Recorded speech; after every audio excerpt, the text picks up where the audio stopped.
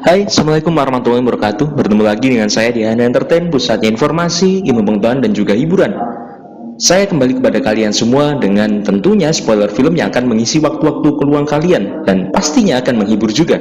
Pada kali ini saya kembali pada kalian dengan salah satu film yang menceritakan tentang kisah nyata seorang profesor ilmuwan yang sangat familiar bagi kita semua.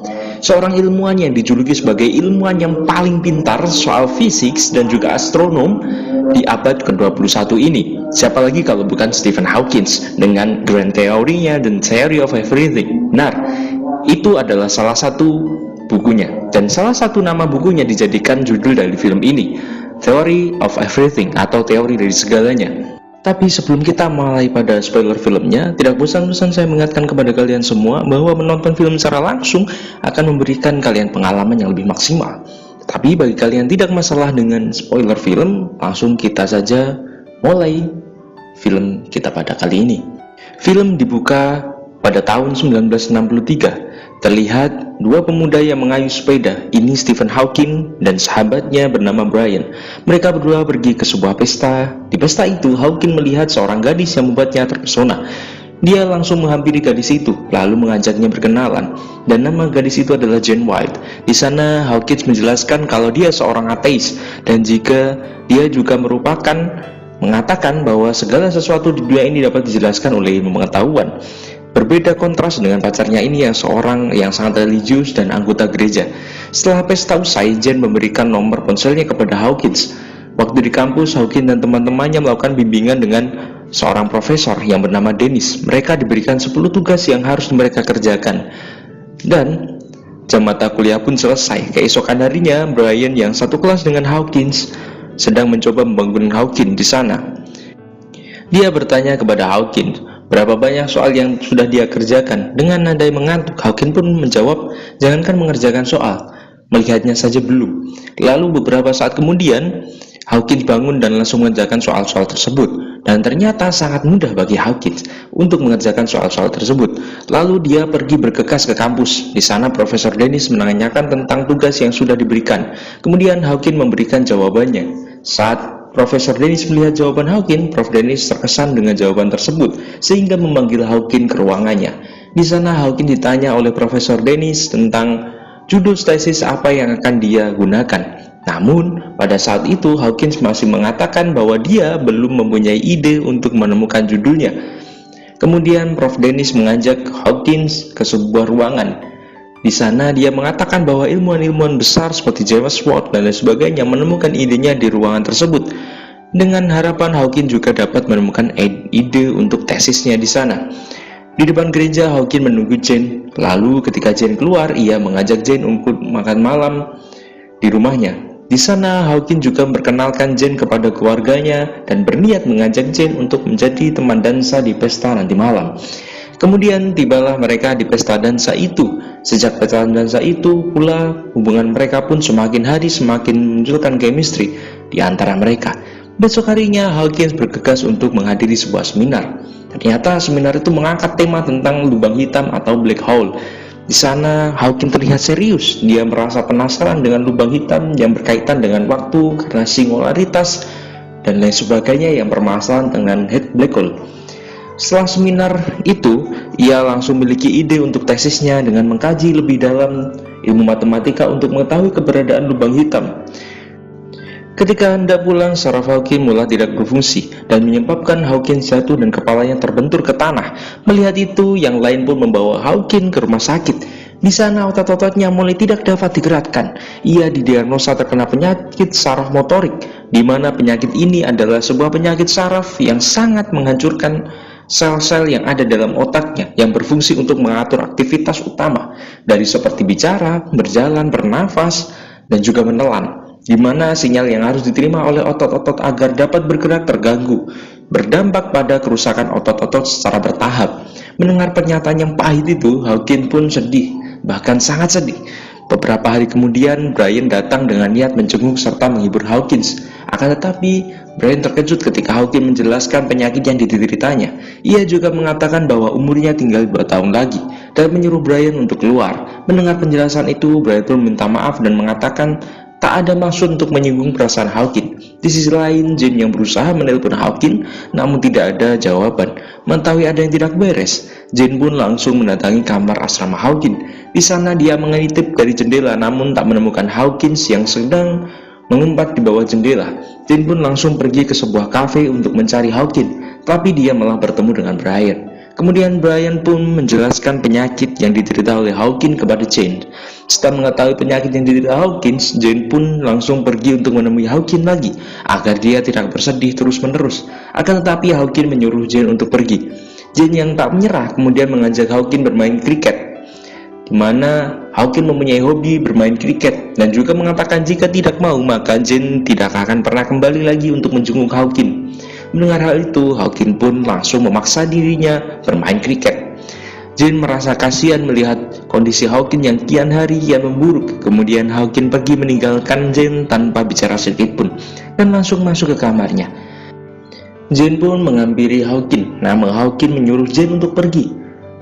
Jane pun kemudian menjelaskan bahwa sisa umurnya yang 2 tahun lagi, namun Jane yang sudah terlanjur mencintai Hawkins mengatakan bahwa dia ingin hidup bersama Hawkins.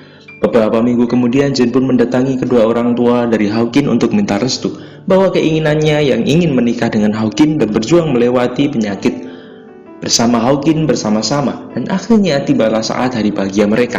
Mereka pun akhirnya menikah dan memiliki seorang anak. Tidak berselang lama, Hawkins pun berhasil menyelesaikan studinya dan dinyatakan lulus sebagai doktor. Kabar gembira itu pun dirayakan bersama keluarga serta teman-teman Hawkins. Kian hari kondisi Hawkins kian parah.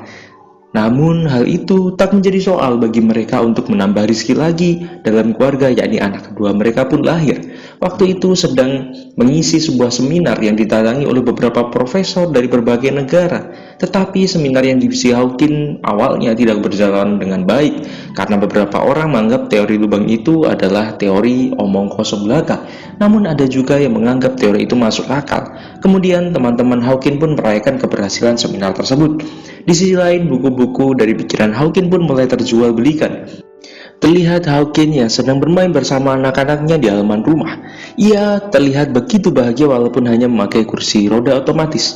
Jane yang melihat itu merasa jenuh. Dia beranggapan bahwa dia membutuhkan seorang yang dapat membantunya.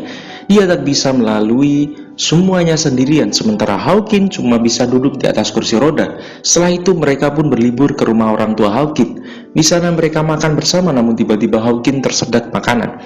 Jane yang melihat hal itu kemudian menepuk-nepuk punggung Hawkins guna mengeluarkan makanan tersebut. Jane sedih melihat kondisi Hawkins yang semakin hari semakin memburuk. Sesampainya di rumah, terlihat Jane yang sedang bersih-bersih kemudian didatangi oleh ubinya yang memberikan saran kepada Jane untuk mengikuti paduan suara di gereja agar pikiran lebih tenang dengan mendekatkan diri kepada kerohanian. Jane menerima saran itu, dia pun pergi ke gereja. Di sana dia bertemu dengan seorang pria bernama Jonathan. Setelah mengobrol, Jonathan pun menawarkan diri untuk menjadi guru les piano anaknya. Jane pun setuju.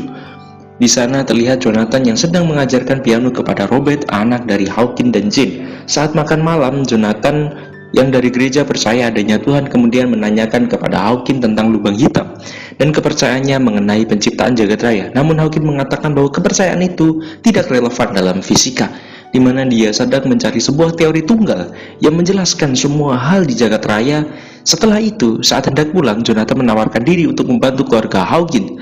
Hal itu pun disambut Hawkins dengan sangat baik dan berkata bahwa dia tidak akan menolak jika ada yang ingin membantu keluarganya. Dan akhirnya Jonathan pun membantu keluarga Hawkins. Mereka pun berlibur ke pantai. Di sana mereka terlihat bahagia karena Jane dan Jonathan sering bertemu. Jane terlihat memiliki perasaan kepada Jonathan. Singkat cerita, Jane melahirkan anak ketiga dan berkunjung ke kediaman orang tua Hawkins. Namun di sana ayah Hawkins memiliki kecurigaan kepada Jane dan mengatakan kepada Hawkins bahwa Hawkins harus memiliki perawat, di mana ayah Hawkins curiga bahwa Jane dan Jonathan pasti memiliki hubungan khusus.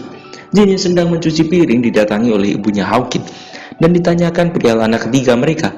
Mendengar itu, Jane pun sedih melihat mertuanya yang sudah berpikiran negatif kepada dirinya. Tapi ya wajar saja sih ya sebenarnya. Namun di sisi lain, Jonathan yang berada di sana tak sengaja mendengar percakapan itu. Lalu dia pun pergi keluar dan memutuskan untuk berhenti membantu keluarga itu lagi. Hawkins yang diundang ke Opera Border menjelaskan kepada Jane bahwa dia akan pergi ke sana dan menyuruh Jane untuk berlibur bersama anak-anaknya juga, dan pergi ke gereja untuk menemui Jonathan, memintanya untuk membantu keluarganya saat berlibur. Mereka pun pergi untuk berlibur, namun beberapa saat kemudian dia mendapatkan kabar bahwa Hawkins telah dilarikan ke rumah sakit, di mana Hawkins di sana tiba-tiba batuk darah dan kemudian pingsan. Jane sudah berada di rumah sakit tersebut menanyakan kepada dokter yang menangani perihal kondisi Hawkins. Namun di sana dokter itu mengatakan bahwa Hawkins tidak akan bertahan hidup lebih lama lagi. Walaupun bisa, dia tidak dapat berbicara lagi karena saraf tidak berfungsi. Kemudian terlihat Jane yang sedang mencoba berkomunikasi dengan Hawkins, tapi hasilnya nihil. Jane pun memanggil Ellen, yang kemudian nantinya menjadi perawat baru untuk Hawkins. Di sana Ellen kemudian mengajari Hawkins untuk berkomunikasi melalui handphone. Jane langsung bertanya perihal perkembangan Hawkins. Kemudian Ellen mengatakan bahwa Hawkins adalah orang paling jenius yang pernah ia temui. Beberapa hari kemudian Hawkins pun mendapat komputer khusus yang dapat membantunya untuk berkomunikasi dengan orang-orang, dan kemudian memutuskan untuk menulis buku tentang waktu. Hari berganti, bulan berganti, Hawkins pun kian hari semakin dekat dengan Ellen, di mana itu terlihat Hawkins yang mencoba memberitahu bahwa dia akan pergi ke Amerika bersama Ellen, dan selama dia di sana, Ellen lah yang akan mengurus Hawkins. Mendengar hal itu, Jane sedih karena dulu Hawkins selalu memberitahu Jane ketika ada undangan, dan Jane lah orang yang menemani Hawkins. Namun sekarang Jane merasa tergantikan oleh Ellen.